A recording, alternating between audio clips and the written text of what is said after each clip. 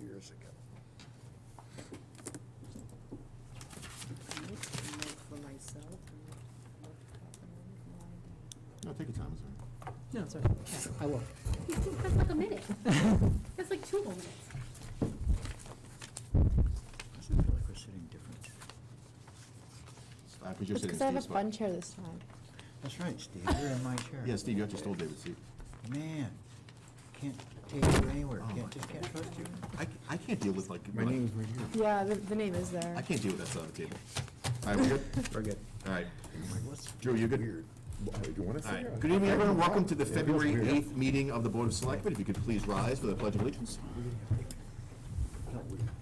I pledge allegiance to the flag of the United States of America and to the republic for which it stands, one nation, under God, indivisible, with liberty and justice for all. I need to be as far away from Bill as possible. I'm glad to see that the right side of the I board actually like finally being got their close to that. seats figured out. Thank you. It's only been a year. All right, first thing up tonight, we're going to do meetings, the minutes of the regular meeting of January 25th. Any discussion? If not, I would love to hear a motion. Motion to approve. I have a motion. Do I have a second? Second. Second, Patsy. Again, we are back in person, thankfully, so we do not have to do roll call. Any discussion? No. All those in favor? Aye. Aye. Opposed? That's unanimous. Approved. Next up, Select Person Zarowski. Community Relations, please. Announcements for today. 2022 dog licenses are now available at the town clerk's office during business hours, or online. Application can be mailed or dropped in Dropbox, or payment can be made at the town website. Online payments are also accepted. Nomination papers available in Charlton Town's clerk's office starting February 7th. Due back to town clerk no later than March 18th by 5 p.m. Charlton Town election is Saturday, May 7th from 8 to 8, Heritage School. All the information and the list of seats that are available are at the town website. Rabies Vaccination Clinic, February 12th, 2022. This is from 9 to 12 at Charlton Animal Shelter at 15 Old Town Road in Charlton. Cats must be in carriers and dogs must be leashed. The town clerk's office will conveniently be open at the same time to renew dog licenses. Volunteers sought for Government Study Review Committee. The Board of Selectmen seeks residents to review the 2016 Government Study White Paper Report and report on progress made and further changes that should be considered. Those interested in serving on the committee should submit a talent bag form to Executive Assistant Mary Devlin at mary.devlin@townofcharlton.net. I believe those forms are on the website itself too. On Thursday, February 10th, 2022, from 2:30 to 3:30 p.m., the Charlton Public Library presents Chicken Around the World with Lindsay Sprague. In this program for all ages, participants get to meet Lindsay's feathered friends from around the world. You will learn about the history and unique characteristics of the breeds and the basics of caring for chickens in your own backyard. This program will be held in Dexter Hall. Register online from the library website, charltonlibrary.org. This is sponsored by the Friends of the Charlton Library. And last but not least, Charlton Police Department is enforcing pedestrian safety for the month of February with NHTSA federal funds through EOPSS program. I lied one more. That was added, the Dementia Friendly Charlton Initiative. This is the Cancel on Aging is searching for interested department heads, boards, or committee members, local businesses, organizations, or individual to be on a dementia-friendly committee. Dementia-Friendly Massachusetts is the initiative of the Massachusetts Councils on Aging and a member of Dementia Friendly America.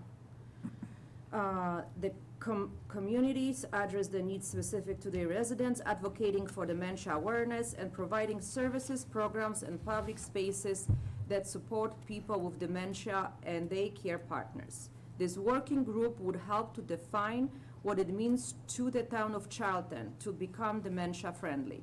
As every community is different, one of the first steps is for a working group to do a needs assessment.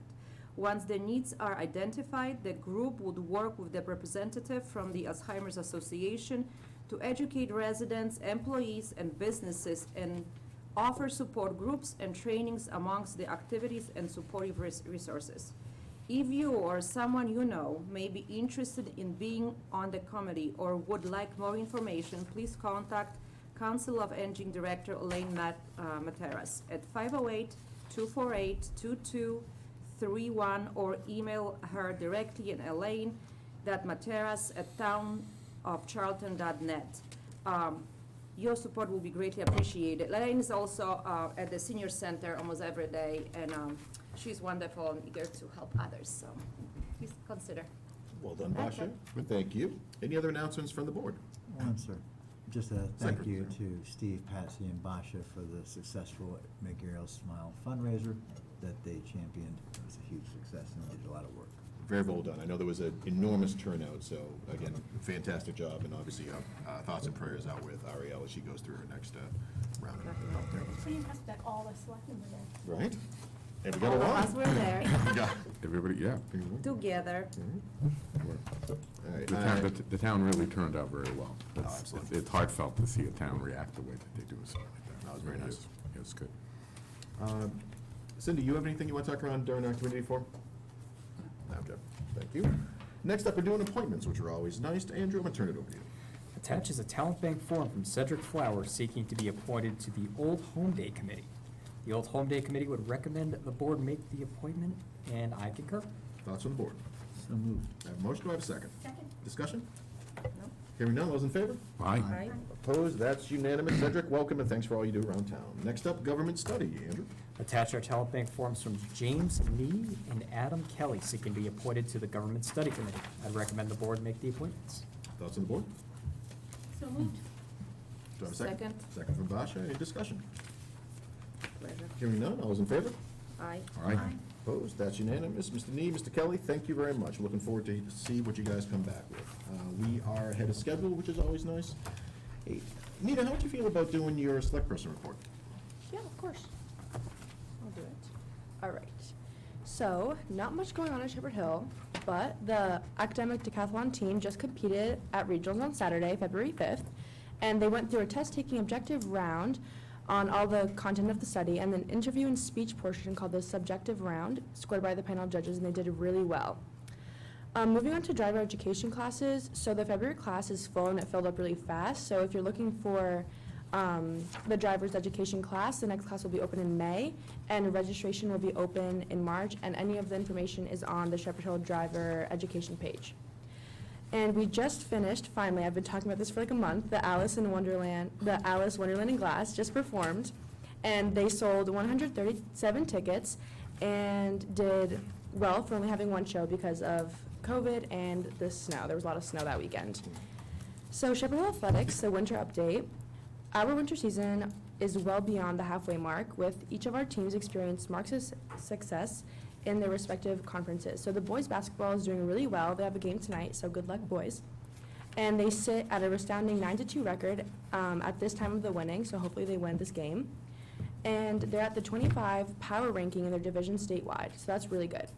Meanwhile, girls basketball also sits at 9-2 ranking in their division statewide, and the statewide division power ranking for them is 31. So indoor track continues to impress, defeating league rivals like Shrewsbury and setting school records. And wrestling and cheer practices every day for their tournaments as scheduled. So just a reminder about yearbooks. So they're now $100 in February, so order that before they're all out. And some student council information. So student council for the spring is really working on having a lot of activities for people because of COVID. In the wintertime, it's hard to do like dances and such, and we're supposed to have a lot of that. So they're working of getting a lot of fun things finalized, so I'll be bringing that soon. And lastly, the quarter 2 report cards just came out, so hopefully everyone did good. And quarter 3 began last week, so let's have a good start with our grades, and the year is halfway up, so let's just make the most of it. And that's all. Well done, Nita, thank you, and I'm assuming, Basha, that everyone did do well on the report Still will cards? remain sheltered. Okay. They still have a roof over their head. They're doing fine. Thank you, Nina, I appreciate it. Skipping down to number 12, we're going to do the TA report. Mr. Goals. All right, so update on the mask mandate for town buildings. The Board of Health had voted at their February 1st meeting to rescind the requirement for masks in municipal buildings. We're still recommending those who may be immunocompromised or have had direct exposure to somebody within the previous 10 days to continue to wear a mask as long as you remain non-symptomatic. Certificate of Achievement, so just want to congratulate Rose Conway, our Conservation and Stormwater Director Apprentice, on receiving her Certificate of Achievement for successfully completing 8 units of the Massachusetts Association of Conservation Commission program. The program provides basic knowledge and practical tools to carry out the mission and responsibilities of administering the Wetlands Protection Act and open space planning. So congratulations, Rose. DPW Director, Superintendent Jerry Foskett had notified me that the need to deficit spend the snow and ice budget was needed, and just notifying the board that he approved the request to declare the snow emergency, which would allow the deficit spending of snow and ice operations for the remainder of the fiscal year. Andrew, sorry. Just for those folks in the audience and at home, just a reminder, snow and ice is the only line item that we can deficit spend without approval, so we basically just make up for it at one of the future town meetings. So we never basically shortchange storms. We always make sure that things are taken care of, so that's why we are deficit spending. All right. Sorry, Andrew, go ahead. No problem. Just an update on our Route 20 corridor study update. So on February 2nd, Randy Benson and I did a site walk with representatives from VHB, who's going to be performing a targeted development study of the Route 20 corridor. And this was funded under a Community Compact Best Practice Grant Program. The study is going to target development in the Charlton City area to try to connect ancillary businesses to the future Amazon site. And the final program will also be used as an economic development tool to try to attract businesses in this area. So we have a target of June 2022 to complete the program. So Very nice. looking forward to getting that to you guys. Good. Very cool. Update on the Main Street sidewalks. So part of the community partnership agreement with Amazon was the town is to receive $1.5 million towards sidewalk and streetscape improvements in the Main Street area. And thanks to a Complete Streets grant that we had previously received from the planning department, we've already engaged in the preliminary design phase of that, so that way when the money does start coming in, we can basically hit the ground running. Master plan, as you guys remember, a couple of years ago, we appropriated some funding at a special town meeting to allocate toward the master plan. That was basically update the one that was done back in 2008. I know the planning board is going to be recommending the appointment of a steering committee to guide the effort of creating the new master plan. So I'll keep you guys updated when we do move forward with that, but I believe it'll be after they've finished their zoning diagnostic review. And just wanted to extend a special note of appreciation to the Highway Division for tackling this last really batches of storms between ice and Snowmageddon bomb tornadoes, whatever you want to call them. But yeah, they were out basically flat for the last couple of weeks, so I just wanted to kind of thank them for their help in keeping the town's roads wide open. Well done. Questions for Andrew? All right. Cindy, are all your folks, or shoot, you want to wait? All right, why don't we talk, let's go to our scheduled appointment 6:45 with the Council on Aging. We welcome their spokespeople up. Cindy, everyone knows you, but you could just be officious for the people at home. I'm Cindy Cooper, Chairman of the Council on Aging, and the rest of the board is here. They're being shy.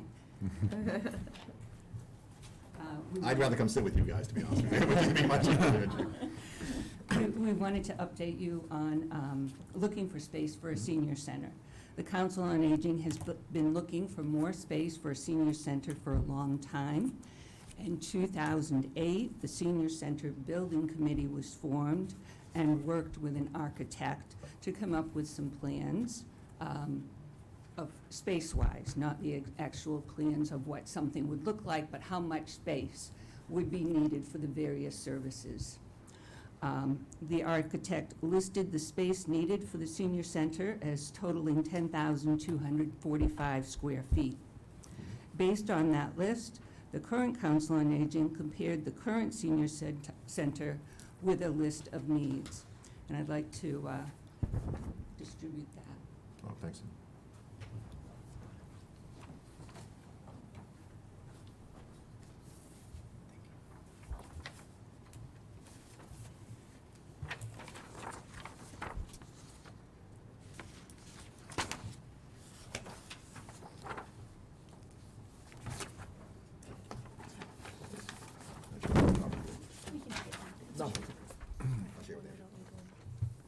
We talking of?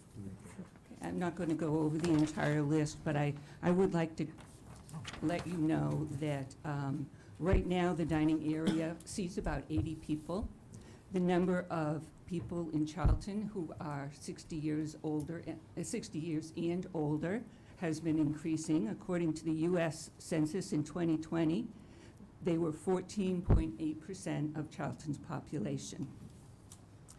We need a lot more space for not only seating for meals, but for events, for activities, for library space, exercise space, and we have an opportunity now.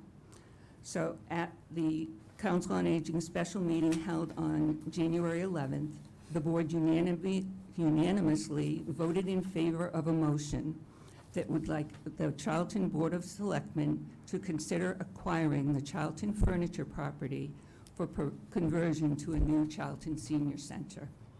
That piece of property has at least 12,000 square feet in one of the buildings, and there is another building. But that would meet the needs that were described starting in 2008, as well as the ones that are more contemporary, that come up as time goes on, the spaces that are needed. One of the things that is difficult about the current configuration has to do with handicap accessibility. Although it is handicap accessible, if somebody parked out in the front area, they'd have to go down an elevator to a ramp to get into the senior center, or if they wanted to talk with one of the people on the board, they'd need to go to the office down a long corridor. It's not convenient and not easy for some people who have limited mobility. The Charlton furniture property is all on one level and already has some of the amenities that would be needed for a senior center, such as handicap restrooms and a loading dock for the kitchen area. Also like to let you know that the Friendly Friends 50C3 nonprofit organization has a mission to help support the needs of the senior center and long-term look toward the future of building a new senior center. So they've already started fundraising for such a purpose. Anybody want to say anything else? Okay. Have you got any questions, comments? I have a question. So you said there's two buildings, so your plan will be occupying both buildings? Both buildings would be on the one lot. Currently, there are 3 buildings on that property. One of them would be used for some other purpose by some other group of people. I'm assuming that would be the annex, or the old Charlton Furniture Annex. The older building would not be part of what is being offered or would be potentially purchased by the town. So the purchase price, the price of the building will be $2 million, right? The $4 million is the whole entire project. That's not the entire project, no. That would be the purchase price. That will be the The purchase purchase price. price. Oh, so that's not the building we were talking Well, about. I think It is.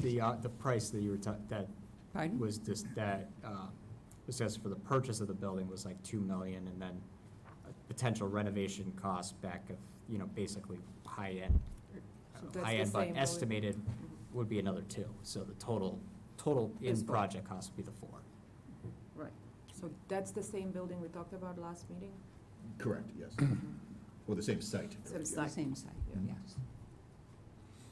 Other questions for Cindy. Yeah, as far as going up to the top of Dresser Hill Road, I always kind of assumed the senior center, the seniors liked the idea of being around the common or local to the housing authority and some other things. Do you think, was there any discussion about About people access. access up the hill, and would people frown upon having to travel that far? Because that's a little bit of a distance from here.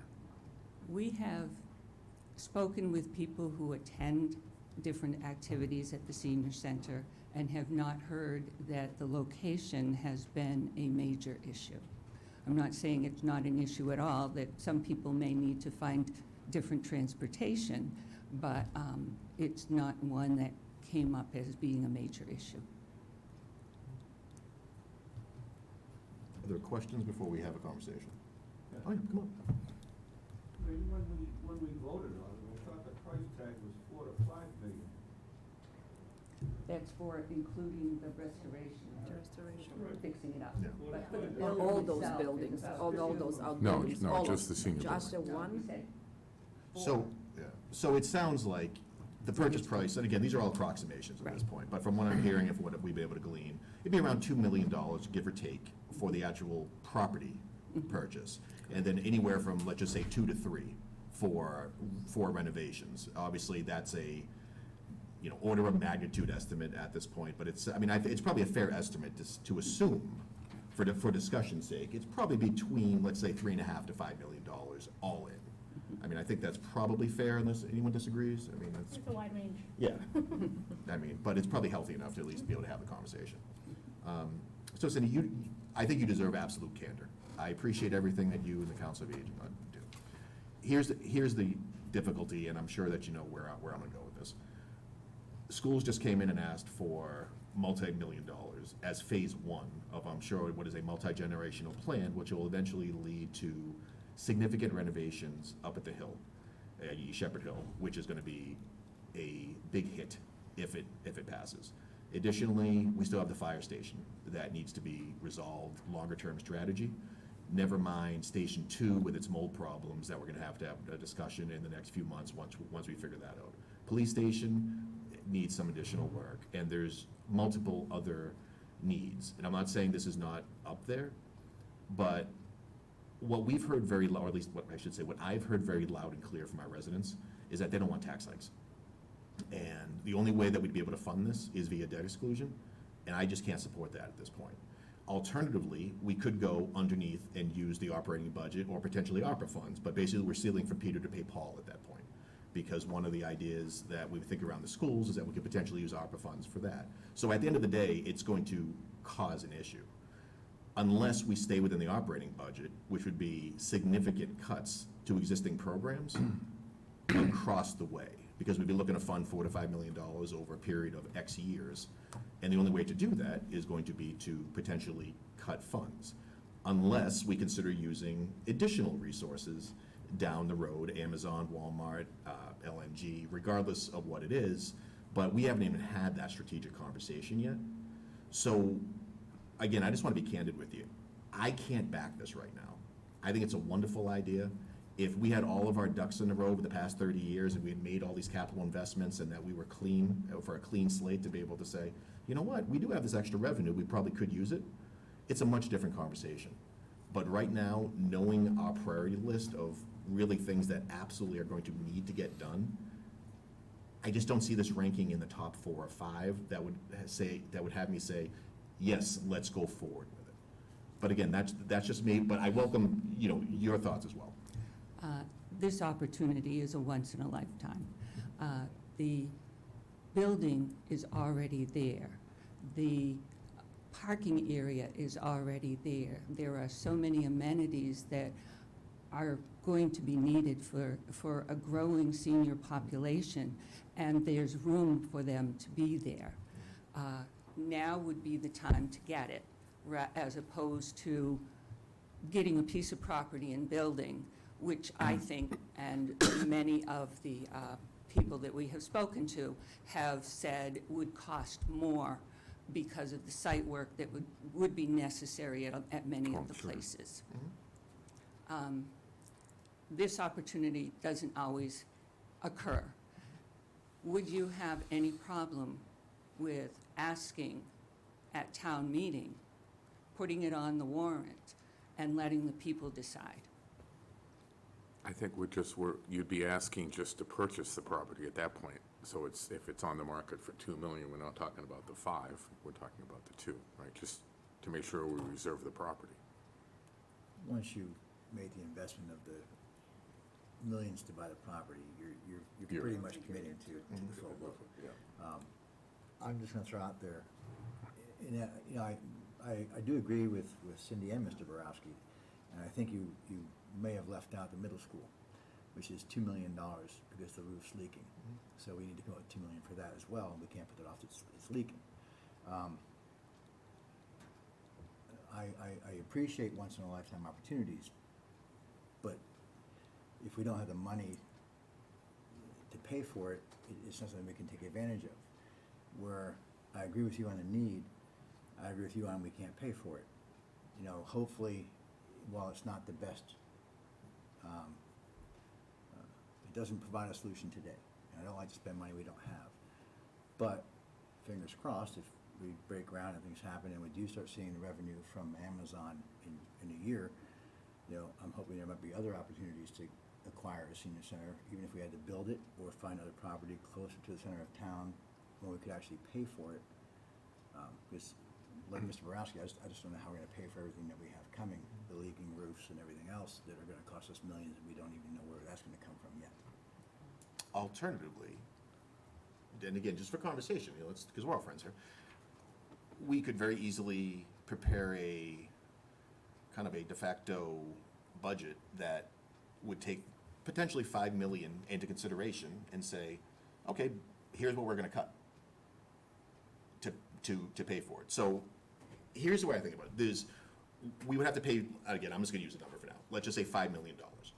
We either vote to increase taxes significantly above 2.5 to make that happen, or some portion of it via debt exclusion or an override, or we take the operating budget, throw out, 10, 15-year bond for $5 million and say, all right, we're going to borrow within the levy limit.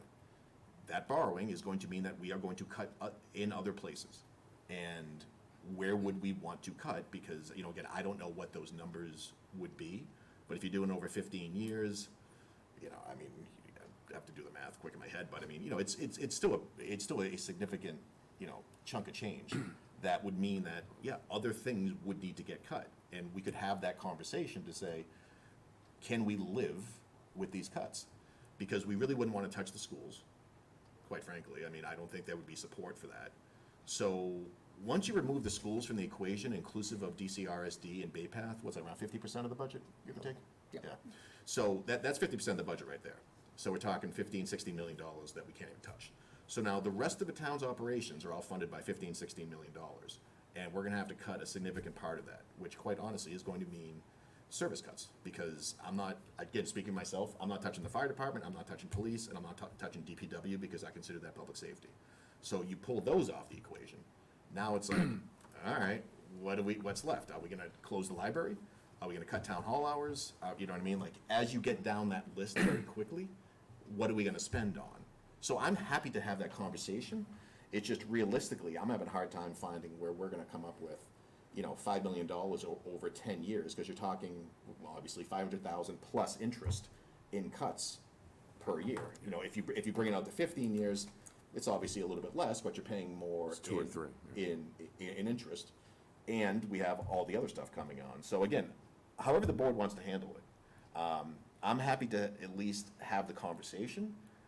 But my lean right now, Cindy, in the COA is that I don't know how it could be done without draconian cuts to the operating budget to make this happen. And again, just me, 1 out of 5, I won't support tax increases on this one. So rest of the board, thoughts? I do agree with Mr. Borowski on this. The question I have is, even though conversations have already begun, you know, obviously we want to do something. Is it beyond the point of being able to talk to people from LNG or Amazon to see if we can get any support from them to assist us in the senior center solution? I think it's probably beyond that. Those maybe at least one of those avenues. Yeah, If we can could even ask. explore one of those avenues to see if we can get any kind of support to alleviate the financial burden. Depends what they're willing to do. Those agreements are, It hasn't been. I mean, again, I think we can have the discussion. It's just realistically, what we're talking about, and people should know this at home as well the audience, is that we're gonna be talking around service cuts. That is our only option, and what that really means is going to be headcount. Because that's where all the money really is. So, we're going to, and again, it's an option. It's our town. We can decide what we wanna do. What services do we want cut in order to build this? And that's the conversation. So, I mean, if we want, we can ask Andrew to come up with a pro forma type of, hey, here are some things that could find us again, a baseline at 5 million. Here's what, around 5 to 550 in cuts per year. Can we do that For for all services. all of our capital asks? And you put a random amount of money and say, this is how much, and potential? Only because I mean, the school roof, as much as we, everybody's kind of, knowing what to spend it, but we can't destroy an asset by not putting a roof, it's our asset, if we don't protect it, it's No. bad It's our decision making. kids. I mean, as much as I've been talking for years, I'm involved in so many pieces that I do talk to a lot of seniors all the time. And I understand the needs for the senior center, but right now it's not rain, they don't have buckets collecting rain. And I truly, my son was telling me the other day that when it drips, it's really annoying when you're doing work and you hear the drip, drip, drip in the bucket. That's not okay in our schools, but projects like this that are, awesome. If we had all that revenue coming in, 2 or 3 years from now, we might be in a totally different situation and we Okay, can yeah. make, work on all the capital, but for right now, we don't have a huge budget. It's hard to cut something that big. And I don't think the residents would vote for it. And that's why I say, I mean, is it worth the board to ask Andrew to come up with a base proposal to be able to say, again, I'm making up numbers, that if we had to cut $525,000 this year out of the budget, for example, what exactly would that entail? So, a proposal doesn't involve a commitment. No, exactly, yeah, this is just for discussion. right. I'm just saying, so at least A, we would know, B, it would give Andrew an opportunity to see if either one of those avenues might be willing to maybe do a little something for the town, on our side. Were there any other opportunities or options besides the old Charlton Furniture buildings? There was another option.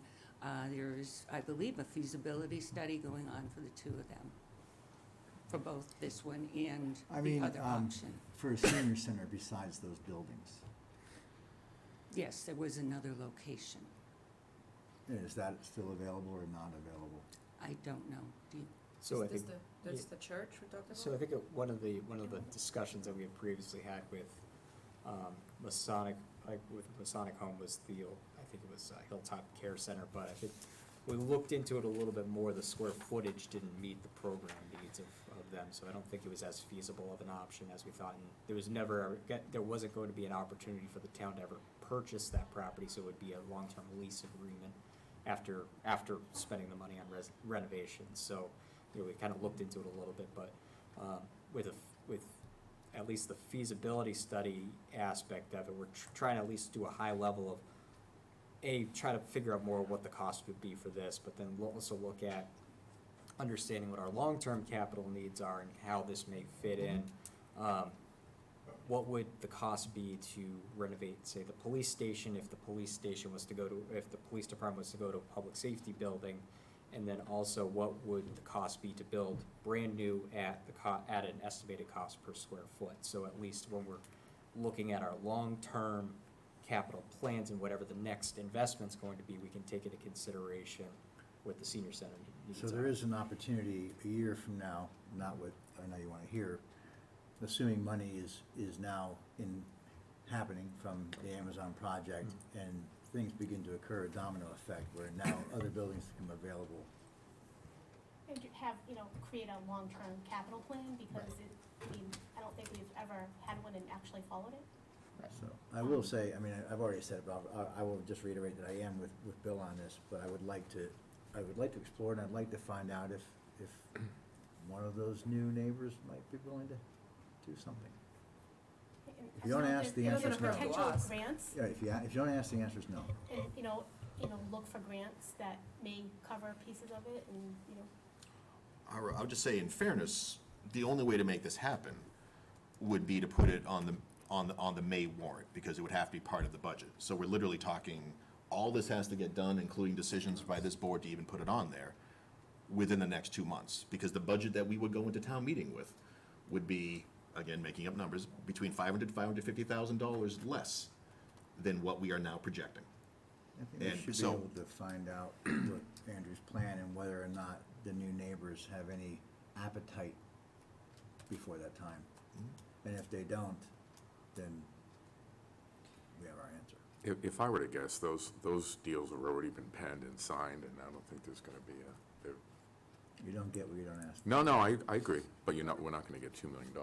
So it sounds like directionally, what we're asking is to have Andrew come up Yeah. in all his free time, a pro forma proposal that would say, if we were to borrow over a 10 or potentially 15-year note, this is what would require the cuts. What would the hit look like? Yeah. I also caution this board, though, with the other things that are going to be coming that we might be looking to keep under our levy limit. We're gonna have to prioritize this versus others. Much like I said last time, I'm not looking for a debt exclusion for the ask from the schools. So we have to find that with it. I mean, at some point, we can't just borrow everything, meaning even like under the levy limit. It is our limit. It is the only thing we can spend, and we have our operating expenses. We can continue to borrow within it, but that just means, and that might be okay, we're gonna keep cutting and shutting things down, because that's really what we're saying right now, which again, I'm okay with. It's just, let's make sure everyone in the audience and at home and we understands see how that's the the option. majority, feels about, we lowered the tax rate, and even with the lower tax rate, if you looked at online, or if you walked in, ran into somebody, all people did was were complain about the increase in taxes with the new assessment, even though the rate actually went down. So I can't imagine now saying, we need all these things, we're gonna, increase your rates again. I just don't. I still, If it's I- a beautiful new senior center, they could see where their tax money was going, and it was invested wisely. I'd love for people to reach out, because people always reach out to complain after the fact, but when more people reached out, if many people started sending us emails and coming to these meetings and say, we really want this, we would think about it a little bit differently. It's about the voters, that, in the majority of the voters and what they want, so if more people reached out and let us know what they want, we could. I Wouldn't think, putting it on a town meeting warrant article I'd like to let the say- voters decide? Well, I think it's one of two things, because first we'd have to determine the funding source, because there really wouldn't be a true article outside of the budget. And again, there'll be some nuances within it, because yes, it'll be a separate article for borrowing, but that borrowing will then impact our budget. So if 4/5 of the Board of Selectmen wanted to say, yes, I'm okay doing a 2.5 override or a debt exclusion, then that's one conversation. The other conversation is, are we going to borrow within it? And if that answer is yes, then that's gonna impact our overall operating budget, which by its very nature is a pretty big, or potentially could be a pretty big deal. I mean, right, Andrew? I mean, like realistically, that if there were a warrant article saying that we're gonna borrow a 10-year bond for the next, again, 10 years, $550,000, whatever it is, all that money, as part of our line items in our budget, are gonna have to be adjusted accordingly. And so to me, it's not just saying, what do the townspeople think? Because we would have to do it probably in May as part of our overall budget. So, go ahead. No, Just, please, yeah, go ahead. yeah, just point of clarification. So what we would do is you'd vote to authorize the debt in 1 year, but the first payment wouldn't be due until the Oh, next the fiscal. next year. Okay, Yeah, so yeah. you would actually be in the next fiscal year. similar to the fire station. so I agree with Bill again on the fact, I don't think we stand a chance at all of passing an override, so it would have to be with our current budget. So that basically means the only way to do this then, because I do not see any tax increases passing at the polls. We can't pass it for the schools, we're not gonna pass it for this. that means using what we have, and that means either Andrew's creativity and seeing what the pain points are gonna be, because we'd have to make the cuts, but at least we'd know what they are, and whether our new neighbor has any appetite. And if not, then we unfortunately, I don't think, have anywhere to go with it. So we wouldn't have to make our first bond payment till May or June of '23? Yes. Really? I'm actually surprised by that. No. Well, there you go. Yeah, you pull the bond and you pay when it becomes due in a year. No, that works. All right, so that's still an option. However, that would mean that we'd be on the hook for all those years. Yeah, please. Yeah, I'd like to say something, might not go over too big here. But I reluctantly was voted unanimously, I voted against it, because I don't think we did enough research to find an alternative for Charlton Furniture. And we're kind of being pressed to buy this thing before, I think it's May, before, around May anyway. And I watched some of the last meeting and some of the things that interested me. I mean, we have a space now, it's not the size everybody wants. I think you mentioned that we need additional elderly housing. To me, that's right up there with the other stuff you mentioned, the police department, the fire department, you know? That's how I feel about it. So Cindy, I know we have a 7:50, actually probably a 7 o'clock. I want to get John in. I'm just gonna be honest with you. So I'm absolutely fine with doing some type of pro forma. Look, here's what it would take. Again, assuming this year's budget, knowing it's not gonna actually impact this year's budget, but it'll impact futures. But here's what it would mean on a go forward. On this one, I'm a cynic. I'm leaning towards saying I can't support it, but I'm more than happy to say, hey, let's at least look at it. So, does anyone have any objection with at least having Andrew come up with something to say, if in fact this were year one, coming in May, here's what we would have to cut? No, you and I are on the same page as far as how to make it happen, if it was even possible, but I think for me, having that information lets me make it a more educated decision. And it helps educate the residents also. Cool. So it's perfect. All right, Cindy, you good? Could I ask one? Is there a Oh. time limit? What's it, yeah. I'm sorry, No, would there Cindy, be go. a time limit on when this information would become available? Well, it'd have to be real quick, so, because the warrant closes when? I think it's the first or second meeting in March. Yeah, so it would have to be no later than, unless we call a special meeting, no later than the first or second week in March, because, that's when we'll put it in.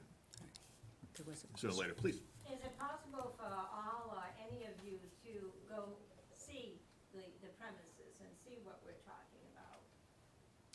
My idea was to have this meeting down in the senior center where we have a freezer that is so loud, most of us can't hear what's going on in our council on aging meetings. I said, let's have them come down here and have a meeting.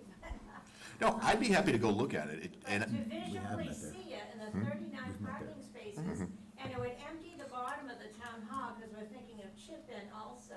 You could reinvent the bottom of the town hall, come up with a lot of different spaces that you need too, and provide a lot more parking too for the town hall. So, to me, it's just such a win-win situation, other than the money or whatever. I was gonna say, I rarely speak on behalf of the board, but I'd like to go on a limb and say, I think we're all empathetic, in that if we had the We're all money, getting older too. trust me, There we are. Last time you met there. trust me, that if we had the resources available, I think we would absolutely have a different conversation. But I can't escape the fact, knowing what the capital needs are going to be over the next few years, and knowing, quite honestly, many of our seniors who also use the senior center have reached out to many of us saying, stop raising my taxes. I don't want to spend more, I want to see cuts. But, that's a conversation I see on Facebook all the time. It's a conversation I get emails on that I'm on fixed income, stop raising my taxes. I've seen that. So it's one of those things of saying, again, I can't raise taxes for this, or at least I won't vote to raise taxes on this, so now it's gonna be cuts. And I'm very much a cynic on this one, saying that we're gonna be able to absorb this, plus the needs of the schools coming and everything else. I think Again, there's grant money available. I know Sturbridge If- is going, grant money.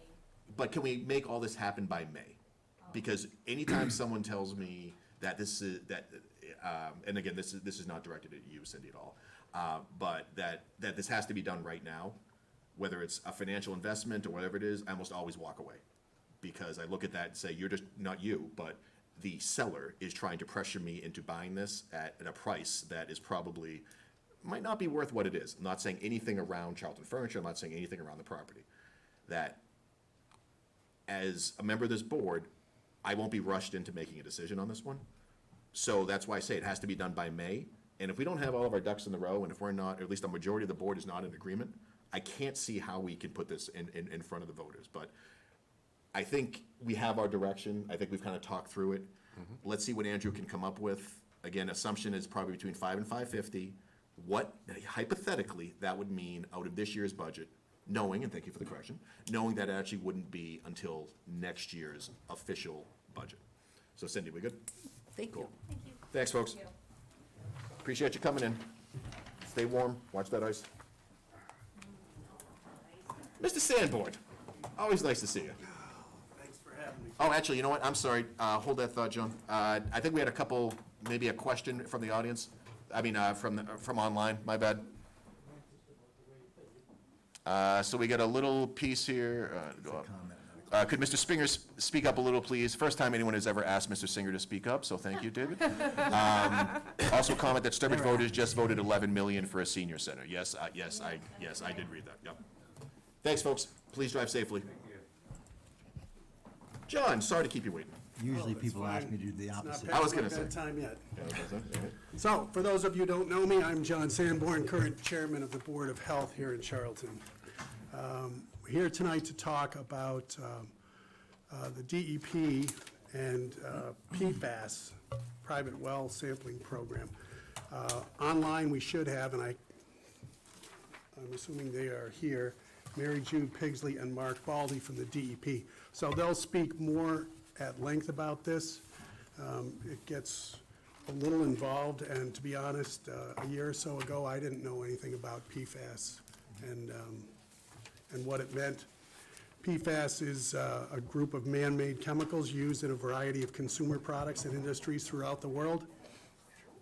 And exposures, after it seeps into surface soils, groundwater, and surface water, the exposures have been linked to a variety of health risks, particularly people who are immune compromised, women pregnant or nursing, and in infants.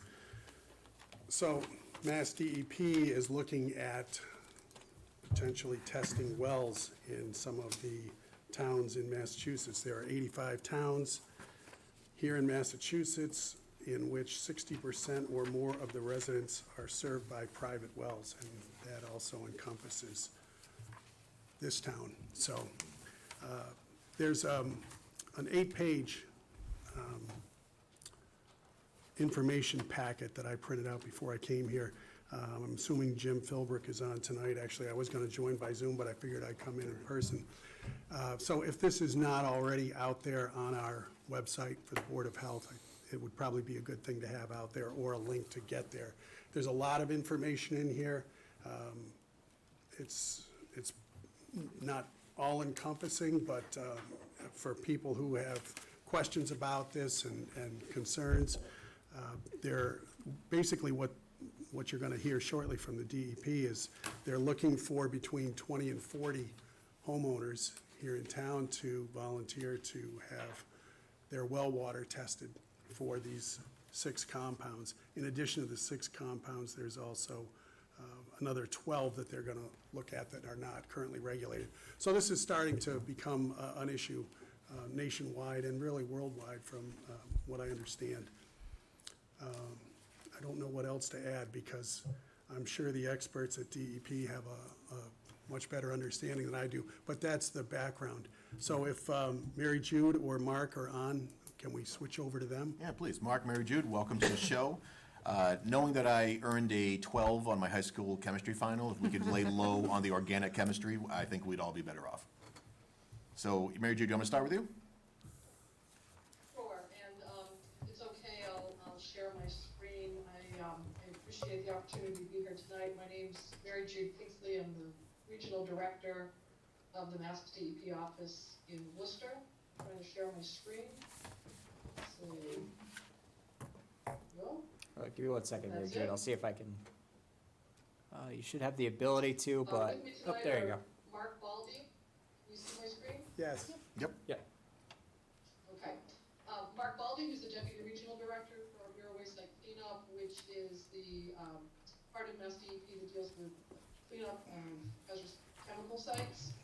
And Paul Vigent, who is also the Bureau Waste Site Cleanup, who is our PFAS program lead for that bureau. I have about 15 more slides. I'm going to go through them really fast. I know that we have limited time, so I'm going to just put a lot of information out there. And if the board would like to have questions after, that would be great. We can come back, or we can take questions through Jim Philbrook, whatever your pleasure is. So just so that people have an idea of, I'm sorry, my slides advancing? Yes. Yes. Okay. So PFAS are poly and perfluoroalkyl substances. It's a group of literally thousands of man-made chemicals that you may have seen in the popular media called forever chemicals. They are extremely stable. They don't break down in the environment. They're water soluble, so they stay in water. And as we'll discuss, drinking water is the main pathway of exposure for people with PFAS chemicals. And some of these 3,000 or so chemicals are very toxic. They are very slowly excreted from the body. There are developmental risks to fetuses, infants, pregnant women, endocrine disruption, and some kinds of cancer. So that's why we're concerned about PFAS. Common uses of PFAS, these chemicals were made. Teflon is the big one that there's been a lot in the press about, but it's anything that's nonstick, or water resistant, or grease resistant. You can think of all these uses: microwave popcorn bags, waterproof shoes, waterproof clothing, upholstered furniture. The big one that is the source of a lot of contamination throughout the country is this firefighting foam, AFFF, aqueous film forming foam. And we've seen in Massachusetts a number of sites that are related to firefighting foam, either used as a result of a fire or stored and used at local fire stations.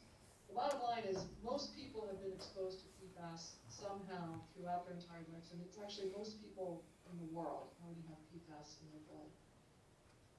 The exposures of concern for PFAS are those sensitive groups that I mentioned: pregnant women, nursing mothers, infants, immune-compromised people who drink or cook with water in a residential setting.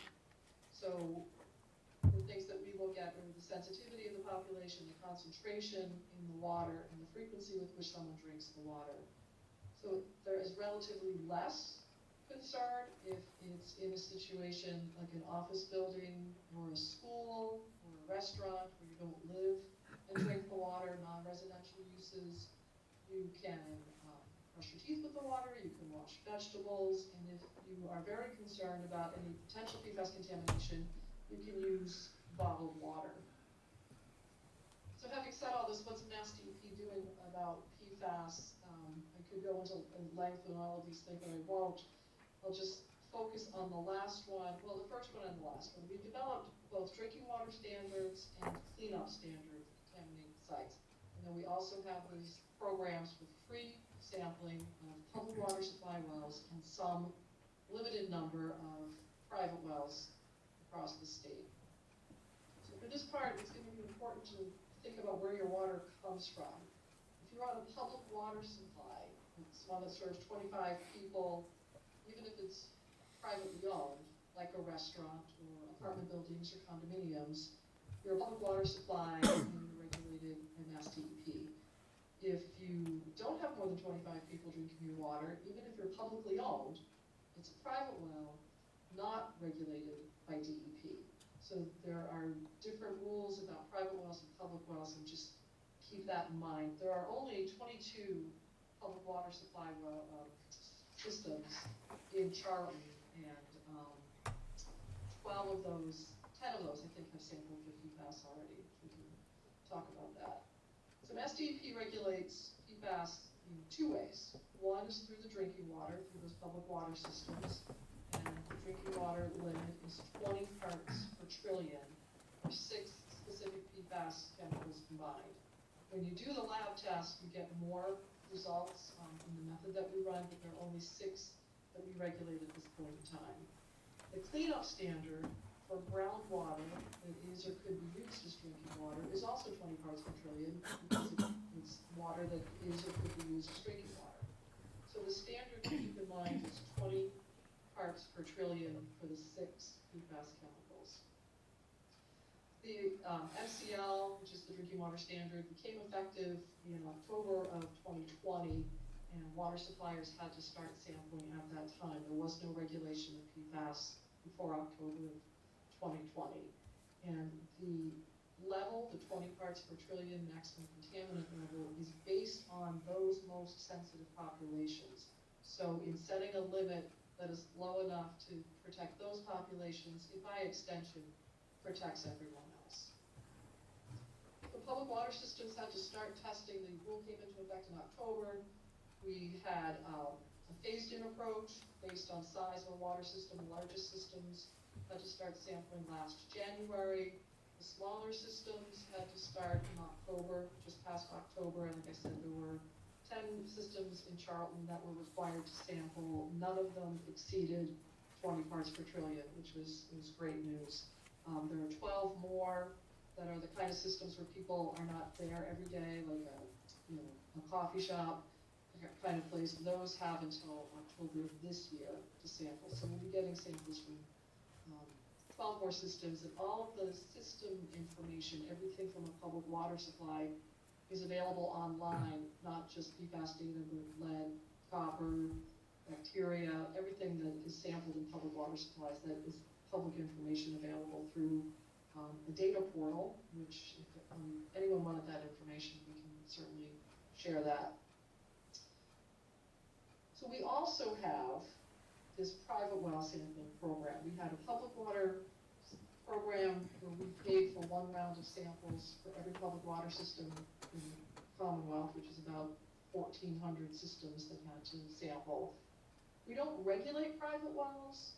There are no PFAS testing requirements for private wells, but we do have this program available for free sampling for up to 40 private wells in these 85 towns. The money is only available through the end of June. And I'm going to tell you a little bit about how the program works. And run through it quickly, and we've been talking to Jim Philbrook. He has a lot of this information and can share it with people who are interested. So the overview is Mass DEP will pick 40 wells. They can only be residential wells, and only the property owner can sign up. So if you're a tenant, you can't sign up for that building to be sampled. It must be the property owner. Property owner will get a kit in the mail. They collect the samples. They mail them back to the lab. No one comes into your home. The program started during COVID, and we were thinking about having people come to the houses, but it's better to do it this way for everyone's safety. It takes about 3 to 4 weeks for the samples to be analyzed. And UMass, who is our contractor running this program for us, will send the results to DEP, to the Board of Health, and to the property owner. Just a caveat, I'm just going to put it in the red box. Once the Board of Health and DEP, as government agencies, receive that information, it is a public record, and people should keep that in mind. It doesn't mean we're going to post it on a website, or if anyone did a public records request for show me all the private well data that you collected throughout the state, that information will be a public record. It's in the interest of full disclosure. So here's how you participate. There's a website that you can go to and sign up, and I think that information has been available for several months already. If you sign up, we'll send out postcards. They look like junk mail. Apologize for that. So people who are interested in the program, look out in your mail for something that looks like this. It has Mass DEP's logo on it. It tells you how to get to the website to sign up. You go online, you complete a form called a notice of interest. We are working with Mr. Philbrook with the town of Charlton to figure out where we would like those 40 wells to go. 20 of them, we like to be in an area that we think we might find PFAS for any number of reasons, and 20 that are sort of random. The idea of this study across the state is to try to get an idea of where is PFAS in sometimes the more remote communities, the more undeveloped communities, because we have information from all the public water supplies. But what about places that don't have municipal systems? So we're trying to find sort of a mix of where we think we'll find it and where we think we probably shouldn't. The areas are selected. We will send out more postcards than 40 so that we get a good return on that. And if someone is selected, the sampling kit and instructions will come from UMass in the mail with the mailing package to send it to the lab. UMass then gets the information, gives it to the owner and the Board of Health and us, and if necessary, we or UMass would contact the property owner if there were follow-up steps. And again, we don't regulate the private wells, so even if there is PFAS in the water, it's not necessarily anything the DEP would follow up on with you other than to share the information, because basically you are your water supplier, and any kind of treatment or other mitigation would really be up to you as the property owner. So this is what the notice of interest looks like. It's longer, it's a lot of small print. It explains all of the stuff that I just went over about the public information and what Mass DEP's responsibility is and what the private well owner's responsibility is. It asks you for some information about your well. If you have it, do you know how deep it is, when it was built? And then you check a bunch of boxes and sign it electronically, and you're off to go. We have a huge FAQ document on our website, and you can find it just by Googling Mass DEP PFAS private wells. You can find a lot of the information for private well owners. But the question that everybody wants to know is what happens if I have PFAS in my well? What happens is we will do a second sample for free also, because PFAS are in so many things, like Teflon tape, waterproofing on a field notebook, or a jacket. There is a slight chance of cross-contamination, so we would take a confirmation sample just to make sure that what we saw is really there. So we would take that second sample. Anything that's over 20 parts per trillion does trip that cleanup standard that I talked about. So technically, it would have to be reported to Mass DEP as exceeding our cleanup standard under Chapter 21A. We're not going to make all these homeowners report to Mass DEP, but what we will do is report it to ourselves, not as a site, not as a cleanup site, but we are tracking where we find it over 20 parts per trillion. So again, we will have the information from UMass, and if it's over 20, we are keeping a record of that. Someone whose private well is over 20 parts per trillion may want to do something like use bottled water for drinking and for cooking food that absorbs water like rice or pasta. There are full house treatment units that you can put on that will treat all of the water coming into the house. DEP would act if the level of PFAS is over 90 parts per trillion, which we've identified as an imminent hazard level. Under Chapter 21, no one should be drinking the water. This is beyond the sensitive populations, but no one should be drinking the water.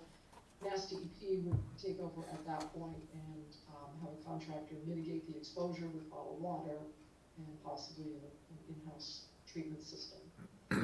So I know I talked really fast. I know everyone is short on time. So if people want any information about PFAS, I strongly suggest going to our website, and you get there just by Googling Mass DEP PFAS. It takes you to a landing page that looks like this. You click on it, and there is just everything you could want to know. How we derived the standard, how the public well testing works, how the private well testing works, everything that you could want to know. And if there's something that you don't find there, you can certainly reach out to us. Jim Philbrook knows how to reach me, and Mark, and Paul Vigent. And we'd be happy to field any questions that people have about public water supplies or the private well sampling program. And I appreciate the opportunity to do this, and again, I'm sorry, I know I ran through it really quickly.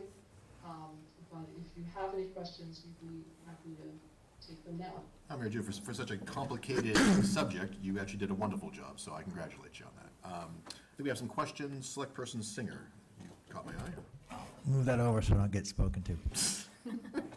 Just one quick question, and I know we talked about and reading about it, and I was actually found the site already, but people who have the filter systems, the on-site filter systems, there are various ones. I mean, a lot of homes in Charlton have reverse osmosis for radon. I don't know if that helps.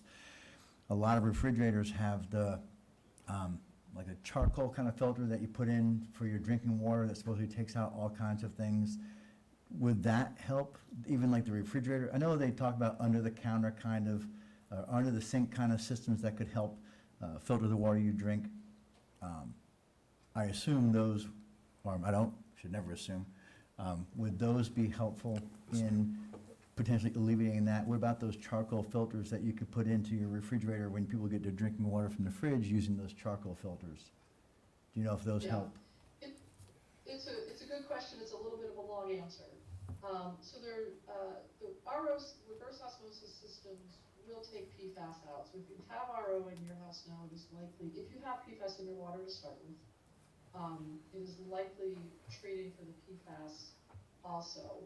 Mass DEP has a concern about RO systems that may be taking PFAS out of the water and putting it back into the ground. An RO system generates a lot of what's called reject water. We don't like the idea of an RO system just for PFAS, because you could just be taking the PFAS out of the ground and putting it back into the ground in a more concentrated form as a loop like that. But if you have RO, it may be treating for PFAS already. Jim could answer. The main treatment for PFAS is carbon. It's really easy, Okay. simple treatment. Your refrigerator or a tap-mounted unit is probably not going to do the trick. First of all, with any kind of unit like that, you have to do maintenance, and if you're not cleaning out your filter and taking care of it, it's not going to work. But there's an organization called the NSF that certifies things like this, including drinking water filters. They have not certified any kind of under-sink, on-tap unit that will treat down to 20 parts per trillion. They have certified to 70 parts per trillion, which is EPA's current. They don't have a regulation, they have just a guideline. But it's 70 parts per trillion for 2 of the PFAS compounds. You can buy things that have an NSF seal of approval to treat down to 70 parts per trillion. If it's getting down to 70, it's probably getting down lower than that. It's just I can't tell you can buy something that will treat to 70 parts per trillion. Okay, yeah, I just, You can buy a whole house unit. It's carbon-based that will do that. yeah, Jim Philbrook may know this, I'm not sure, but I thought years and years ago, any new homes built after a certain year in Charlton, did they have to have an RO system? Was it radon or arsenic? There was something in Charlton that new homes after a certain date all had to have, or am I just way out?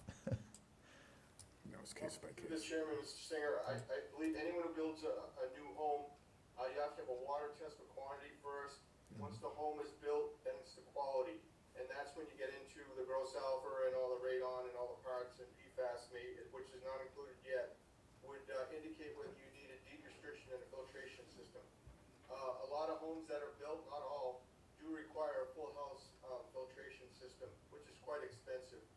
And this is one of my concerns today, is that we've always asked the residents of Charlton if we could test their water because of concerns of 1,4-dioxane or MTBE. This time, we have no solution as far as financial. It'll be upon them. So that's my concern. That's why the board has taken into consideration to say this would be a homeowner's decision, and that the board would not fully support of going out and trying to solicit areas for the DEP, but it's certainly a personal choice for a homeowner. Thanks, Jim. Questions from the board? Any at all? No? Hey, Mary June, since I'm dealing with lots of hypotheticals tonight, so let's say you tested all 40, and all 40 came back as excessive. What happens then? Because again, purely hypothetical, if the town of Charlton had a significant problem with excess PFAS, does the state then come in and say, look, we're gonna test a lot more, or is it, you know what I mean? Like, what happens to like everyone else outside of those 40? Hypothetically. The short answer is the funding, only allows for 40, these 85 towns. We did the math, and if we can do 40 per town.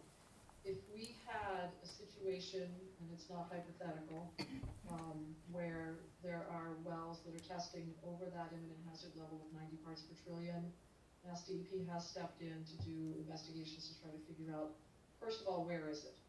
We start at the wells that are contaminated and we go out, which I think is a familiar concept to a lot of people in Charlton. We start where we see it and we go out.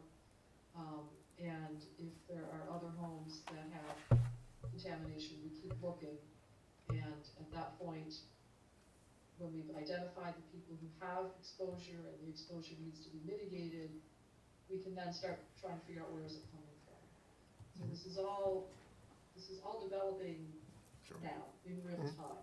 So we are doing exactly that kind of exercise in a number of towns and trying to figure out where contamination might be coming from. At the end of the day, if you are a private well owner, you're responsible for your well, you're responsible for your water quality.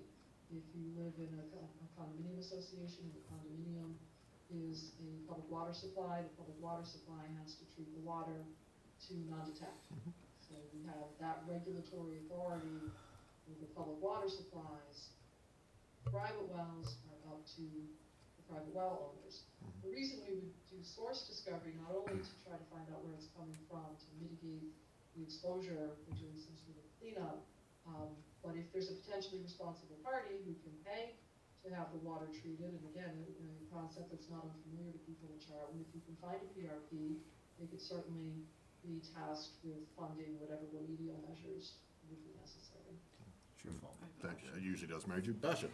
Mary, what would be the cost of the testing if somebody would have done it on their own instead of using the funds? It costs $350 approximately per sample. So if you tested and you got a detection and you wanted to resample, it would be another $300.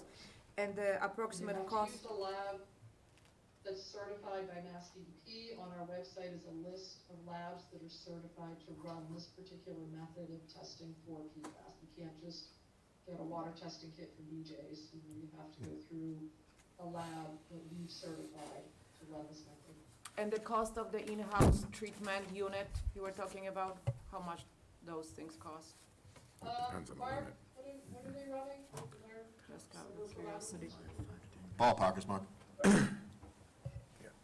5 to 10,000. $5,000 to $10,000 per unit?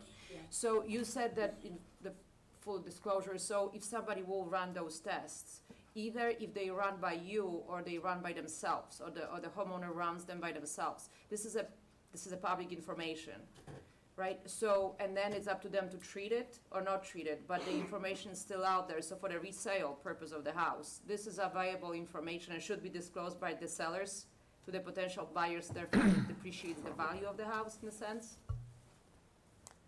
So if someone chooses not to use the DEP program and don't believe they have to report it to the Board of Health, some towns have adopted PFAS ordinances where you have to sample and you tell the Board of Health.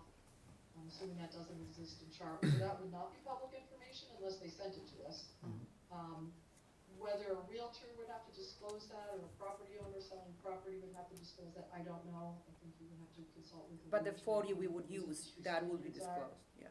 That would be public information. The Board of Health would The have it. 40 on would record, handle yeah. that, yeah. If they go looking for I it, just think it should be the person's individual. they'd have to go looking. Mr. Philbrook, you're being very formal and raising your hand, so go right ahead. Thank you, Mr. Chairman. I think most labs do automatically forward all water testing directly to the Board of Health. Thanks, Jim. That means Jim knows everything. It usually does.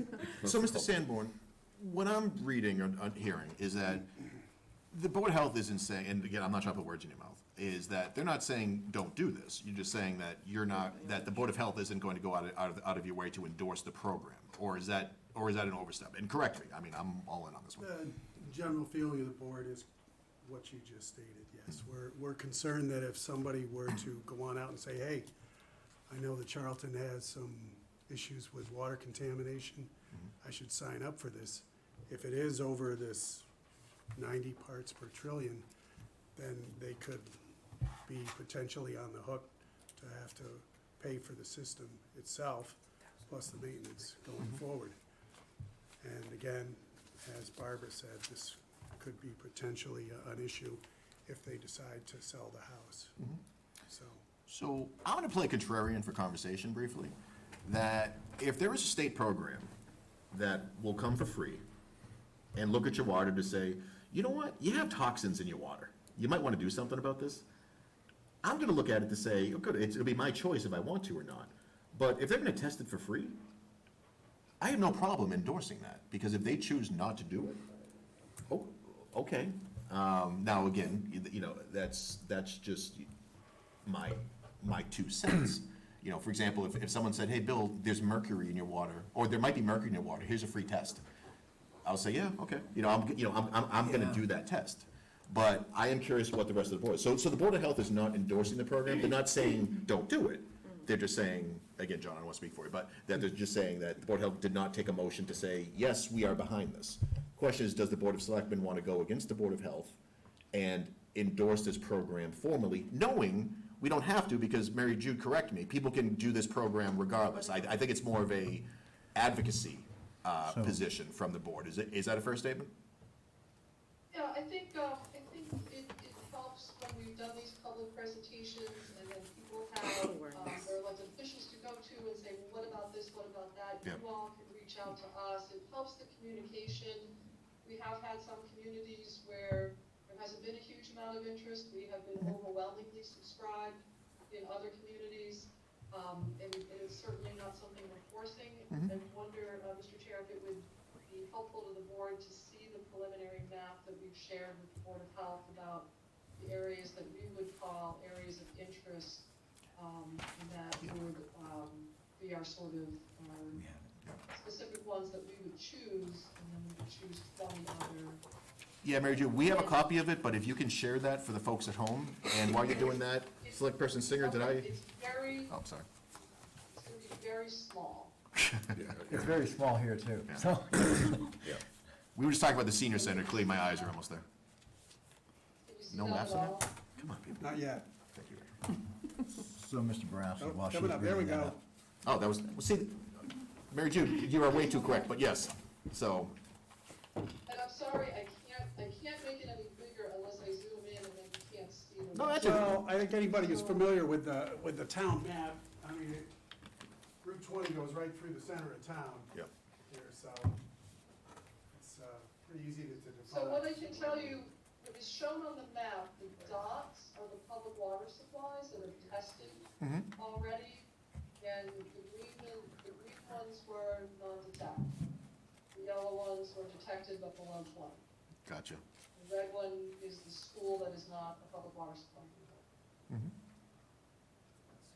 Cool. So these would be the areas that you're concentrating in, where these dotted circles would be. This is where you Yeah, would we like to would- be, or close to. We would try to solicit the postcards, from those areas, and again, we can only have 20 wells. So if all the neighbors in one area all got together and said, we're all interested in the postcards, that would be not part of the 20 in the targeted area.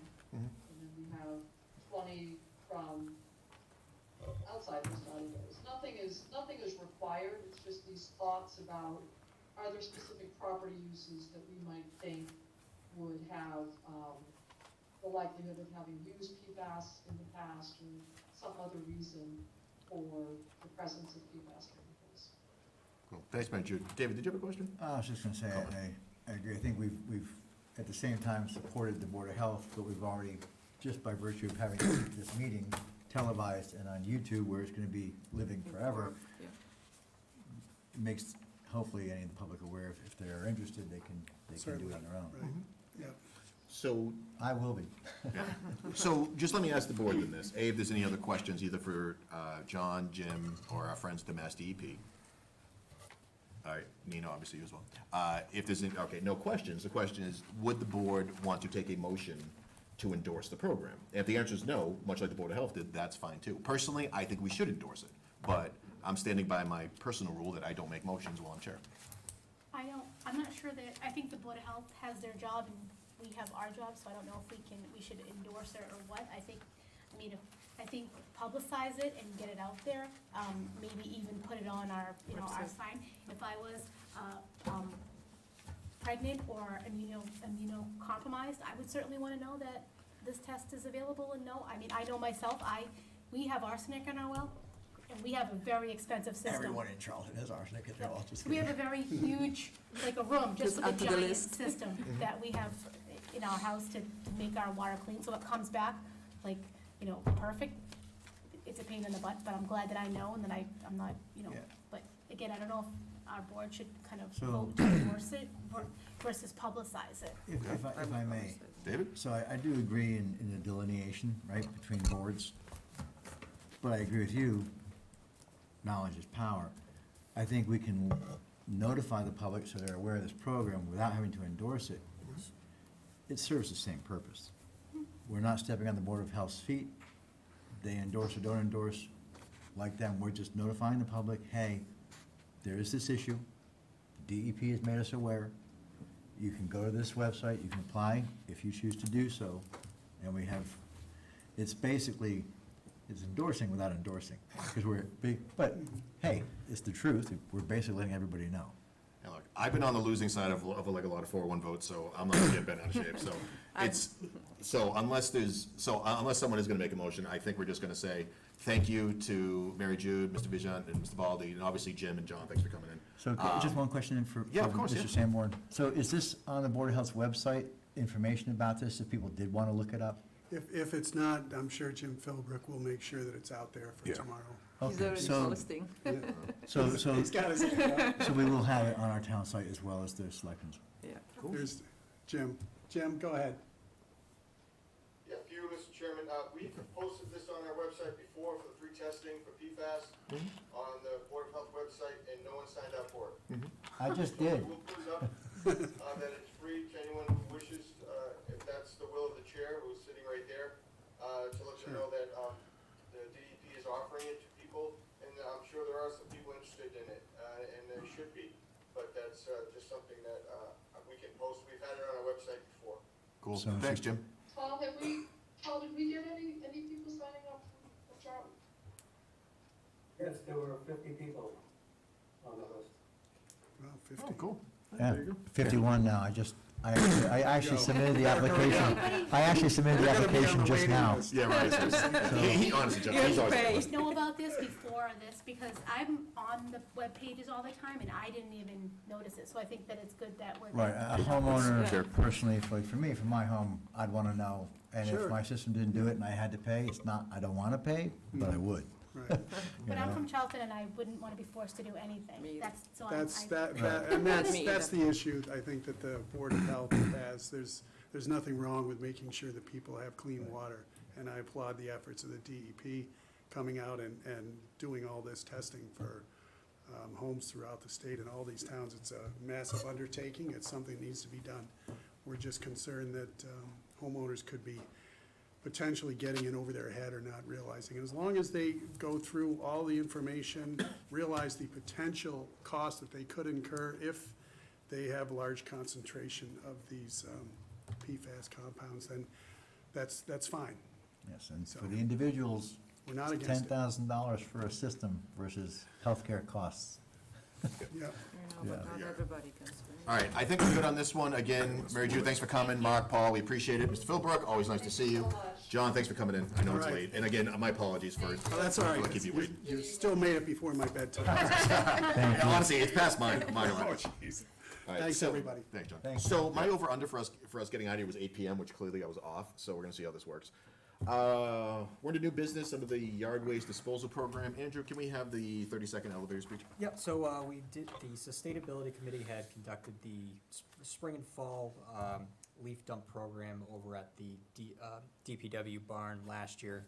Had some use from residents, and we did have some vocal support support for the program to continue moving forward, but the Sustainability Committee wouldn't be picking that back up. So I've had some conversation with Jerry about how a town-sponsored program would look, and kind of wanted to at least pitch it to the board. A couple different options that we would have would be that one would be to use DPW workers at an overtime rate to sit down there for 4 hours on a Saturday to make sure that people that were coming were Charlton residents and dumping the appropriate materials. The other idea was to hire a leaf dump monitor at a minimum rate of like $15 an hour to basically do the same thing, and then DPW come in on Monday with the loader and take care of it. The maximum budget for this type of program would be about $2,000, and just want to get the board's feeling as far as whether or not that type of budget with those options is a program we'd like to pursue. So I know many of us have received many emails and calls and messages over the years around, again, folks who live on a lake, for example, they don't have any place to dump their stuff. I think $2,000 is personally short money for something that could be a significant convenience for a lot of people. But again, I defer to the board just for discussion and a motion or not.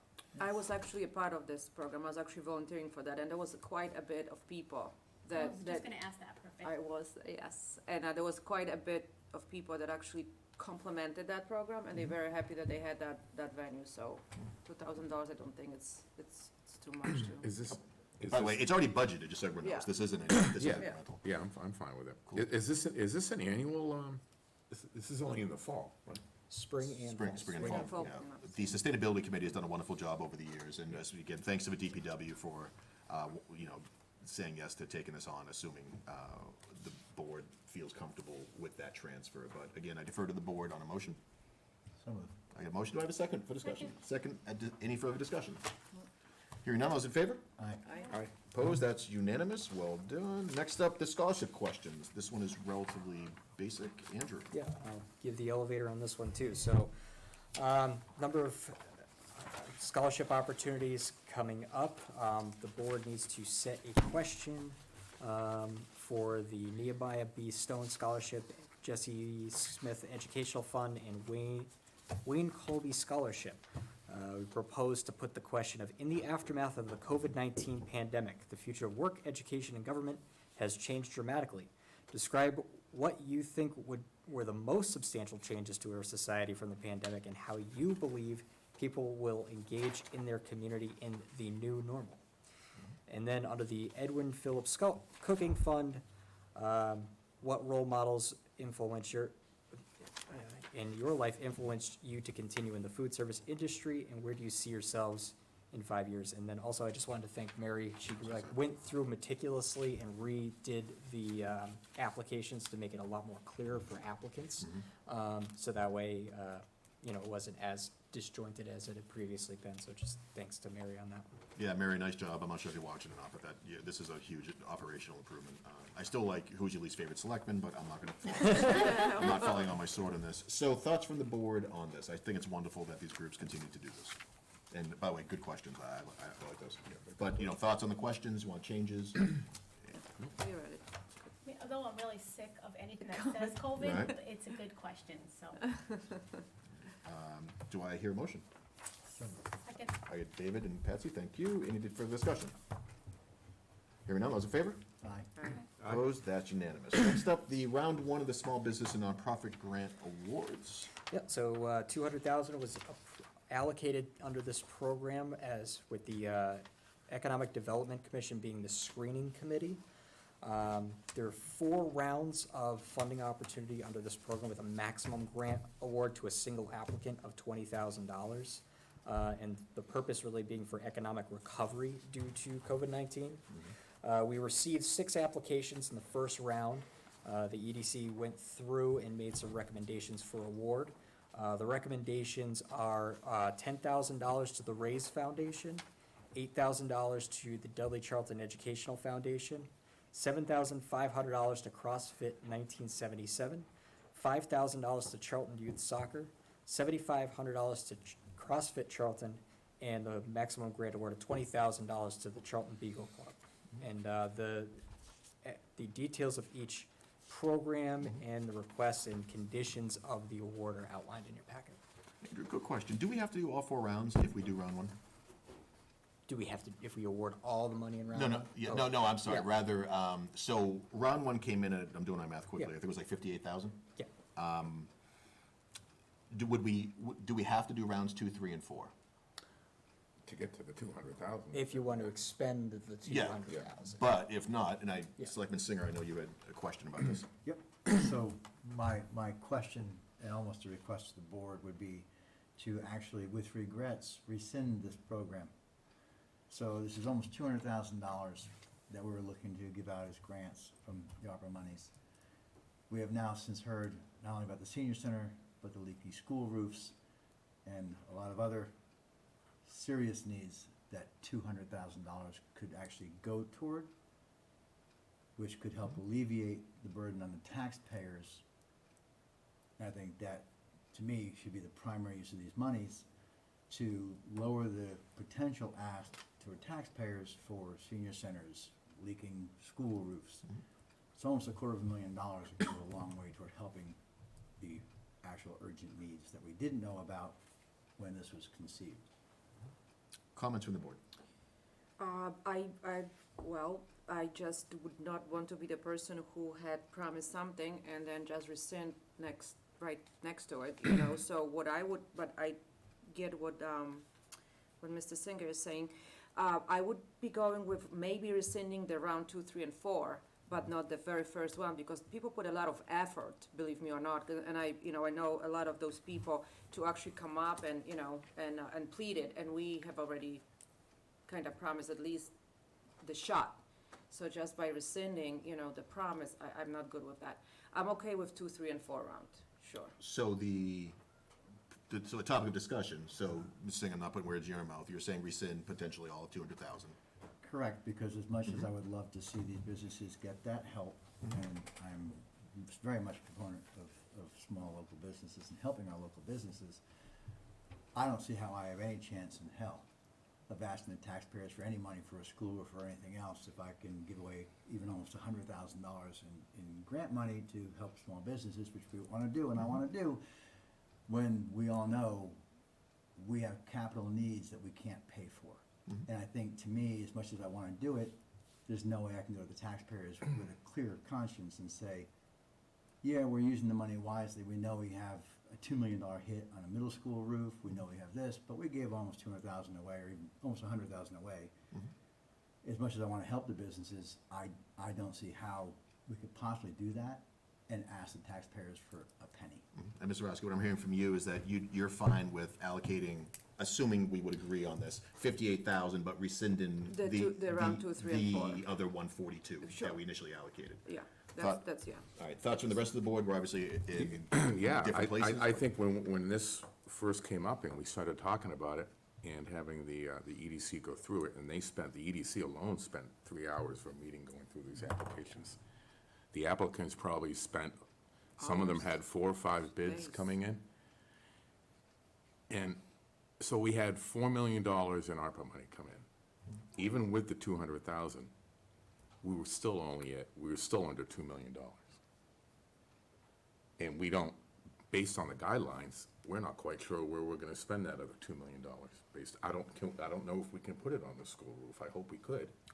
Well, the new, Yeah. say, the new guidance under the ARPA program is basically that, as long as the town delegates the funding as, revenue replacement, because it can allocate up to 10 million, that it can basically go to anything other than putting it toward pension funds. So, while I agree with Mr. Coronis, no one's taking away from any work that went into the application process from the applicants. No one's taking away the effort from the EDC. A lot of work went into it, absolutely, and we all wanted this to happen, all of them, myself included. But there are things we didn't know about that now we do. That just, to me, and I'm only, like Bill says a lot, I'm one of five. My vote's no, simply because knowing what I know now, I would see it as fiscally irresponsible. Every penny that we have, we're talking about, well, we're gonna make cuts. Well, by making these kind of expenditures, it ties our hands even more about what we may have to cut or what we can and can't do for the actual real needs of the community. So I'm not trying to take away at all the effort that went into this from anybody, and I originally supported it. But knowing what I know now, I just can't in good conscience. Let me go over to Patsy. If you had anything, I'm sorry if you don't. No, I mean, I agree, I actually agree with Basha. I think that the first round, a lot of work was put into it, and they're all very reasonable, they all make sense. I'd be up to discussing the rest of the, round 2, 3, and 4, but I think right here, I'm good with our numbers. All right, so let me ask a question for the board. Because we're going to entertain a motion either way. Does anyone have any concerns with just what has been recommended for the amounts here?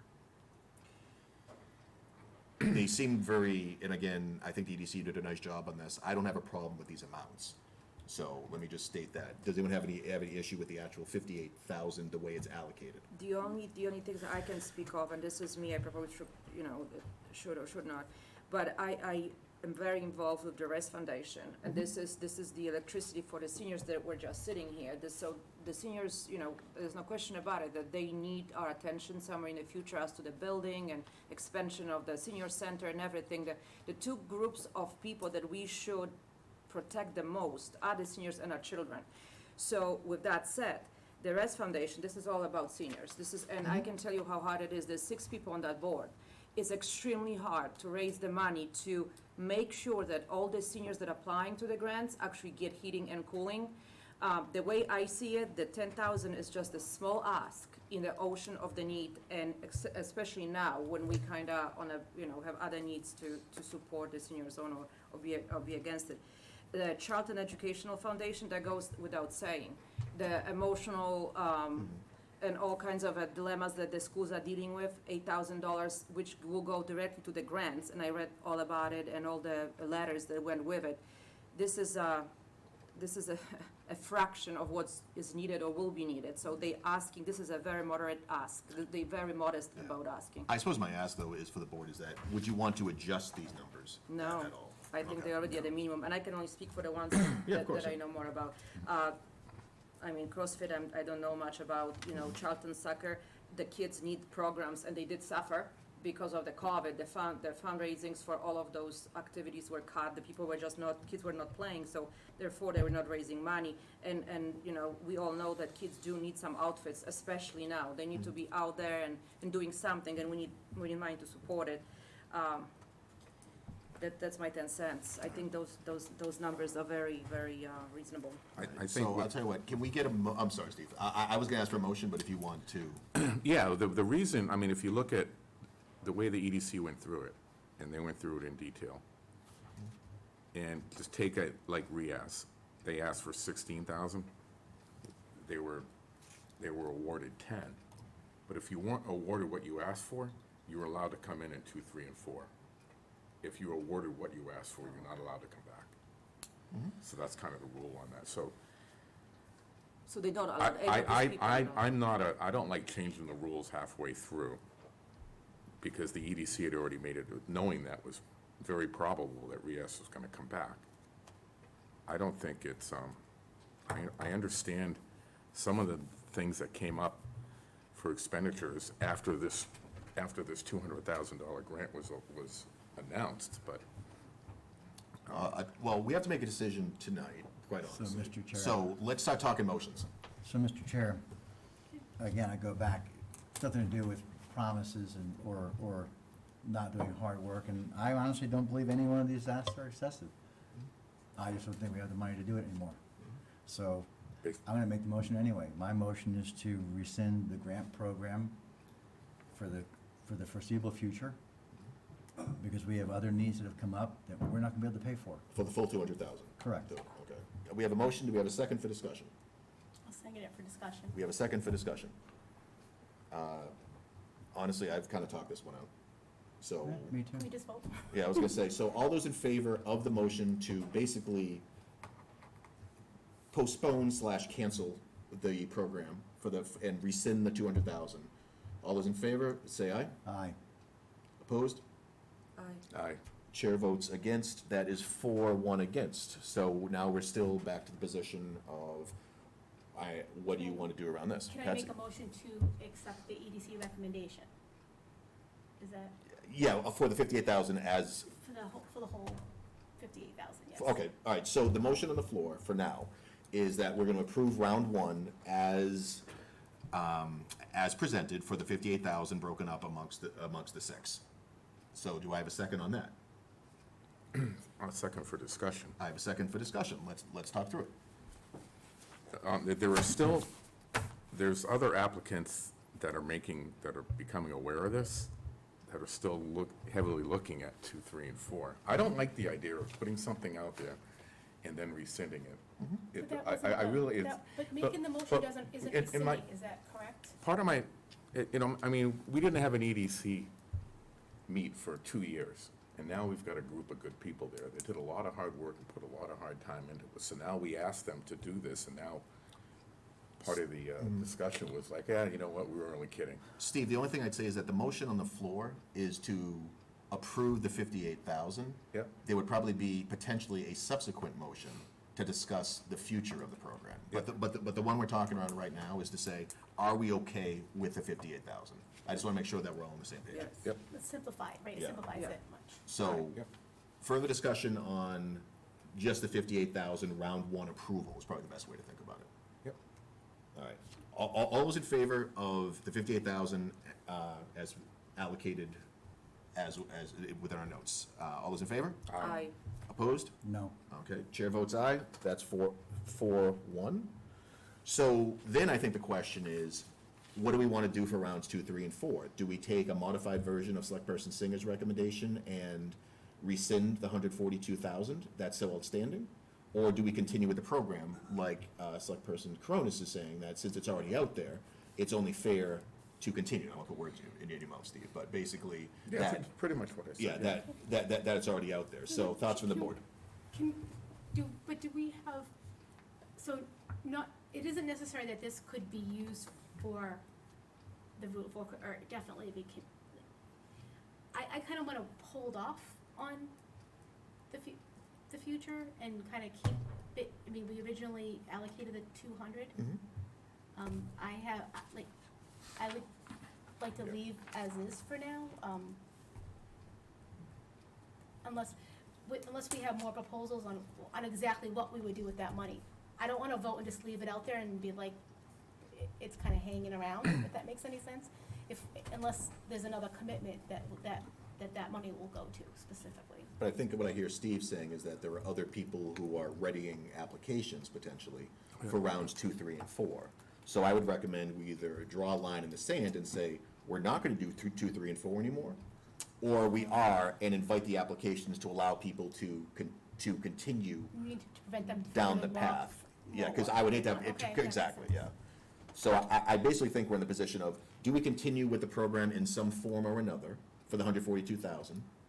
Or do we say, you know what, Put it on hold for now. that 142 isn't gonna happen right now? Maybe later it might, but for now, we're gonna cap it at 58, and we could revisit down the road, depending upon what type of additional capital expenditures. What is may the be date needed. for the second round? The end of March, was it? I believe it was the end of March, Yeah. and we'd scattered it in 2 or 3 month increments. Yeah. How about this is just what I think. How about we move that date? Can we move that date, say, to after the town meeting? So we see the one-on-one schools and everything, how that situation will shape.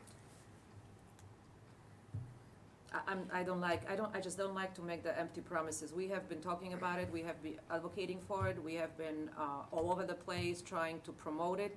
People are, hopeful. Everybody, whoever was serious enough, they already applied. Now we have the second wind for whatever reason, but we did promise. I just hate be the person, the selectman that promises and that takes it away. So do we have a motion either way? I mean, I'm with Dave, I'm with David on this. I know, if that would be up to me, I would give all of this to the school roofs, because I need, this is number one need. But it's kinda like, we in the middle. I don't think, when we started with this, I don't think we knew, we've known about the school roof for 4 years now, right? There's no secret. well, no one's officially given us a number, though. So I'm going to defend the Board of Selectmen on that one, that we've been asking for a capital plan from our friends on the school committee for some time, and this is the first time that we've actually received a formal number. That's not throwing them under the bus, it's just, we have been asking for a specific number, and this is the first time that we've received it. So we've always heard through the rumor and that we've always talked about it, Yep. but this is the first time they said, we need this, that we Within need an this amount money. Correct, attached exactly. to it. And again, that's not a shot at them. And I'll leave it with, because you know where I'm gonna be on this anyway. Every one of these organizations and groups are deserving. There's no question, and they all need it. But I'm gonna be no on the rest of it too, simply because as much as I wanna help them, as much as they're deserving, we're gonna have to now go as a board, explain to the other thousands and thousands of taxpayers why when we had almost $250,000 that we could have used to alleviate some other burdens on you, the board chose not to. And by the way, I'm just saying, do what you will, vote how you want, but there will be taxpayers, I promise you, who will approach you in the future and will bring this up and say, now you wanna talk about cutting this, you wanna talk about cutting this, you might not have had to have cut it had you made that change. I think it's only fair to the applicants who are coming in round 2 to give, or even 3 or 4, thinking Oh, about it. you should tell them now. Yeah, to give direction this evening. That's my opinion. We can table it and do what you want, but I don't think kicking the can down the road on this one is gonna help. I agree. I don't think my opinion's gonna change right now, so I would, if the board so is inclined, I'd love to hear a motion, but, you know, we can table the conversation, but knowing that the round 2 is supposed to occur at the end of March, I think it's only fair to give direction to those folks who might be thinking of applying. Right. This is where, again, it goes back to it's always nice to march in parades and doing everything else, but this is one of those times where we're probably gonna either make people happy or make people unhappy. Right. So it's really dependent upon which way Our the vote primary goes. responsibility is to every taxpayer in town. I would just like to hear if anyone has a motion. I made my motion, it failed. How about on does anyone want to make a I'll make a motion motion on the to- 142? I'll make the motion to continue the rest of the rounds with the original plan with the original amount of money and go to do the four rounds as we planned. Thank you, Patsy. Do I have a second? I second. We have a second. Any further discussion? And knowing that you might not get to that 200,000, you might only get, Vigilant. you might only get another $40,000, $30,000 worth of applicants, even in the next 3 rounds. And you know what, also too, just the one thing, just last thing, also by helping some of those businesses, as Beagle Club for once, we also helping out the Dudley Charter Educational Foundation, we're helping raise, because those people are more, willing to then help the others. So, by helping the businesses, we're hoping that they will give back to the community as it is. Yeah. They're amazing how they give back. Andrew, what was the cost for the police station repairs? We allocated $200,000 toward police station repairs. So this would have paid for that. All right. I'm just going to have my quick 2 cents is that taxpayers was don't fine with the They're 58K gonna as round 1 because that was, in a sense, procedurally, like, okay, people got their applications in and we're ready to go. EDC did a lot of work. Okay, we're fine. From this point forward, I'm actually in agreement with Select Person Singer that I think knowing the needs, that the extra 142,000 could be spent elsewhere. But that being said, that's my 2 cents. I'm not gonna belabor it. Unless there's further discussion, I don't think anyone's gonna change each other's mind at this point. I'd like to call for a vote unless anybody else wants to speak. I have nothing else. All right, so the motion is to continue with the program as is and allocate up through 4 rounds, up to $200,000 that we originally allocated, knowing you might not even hit that anyway. So that's the motion. All those in favor? Aye. Aye. Aye. Against? Opposed. Chair votes opposed, passes 3-2. Andrew continues with the program as is. Thank you. I think that was a very healthy discussion. Next up, the 2021 annual report. Special thanks to Mary and Andrew for basically crafting this entire thing. All right, so the report's attached. Review and approve. Anyone have any concerns? I know Andrew sent it out beforehand. Again, I asked Mary and others, and as part of my edits, to make it as simple as possible and straightforward, which is not usually me, so that's a big win. Again, this will go into the town meeting booklet, so I would love to see a motion to either approve or edit. Approved. I have a motion from David to approve as written. Second. Patsy, thank you for the second. Any further discussion? Hearing none, all those in favor? Aye. Opposed? That is unanimous. Andrew, I know we have old business, but we're gonna talk around this in exec session, right? Yes, the plan on that one would be to come out to Yeah. take a formal vote. So just for those at home, we have some old business around an amicus brief on solar.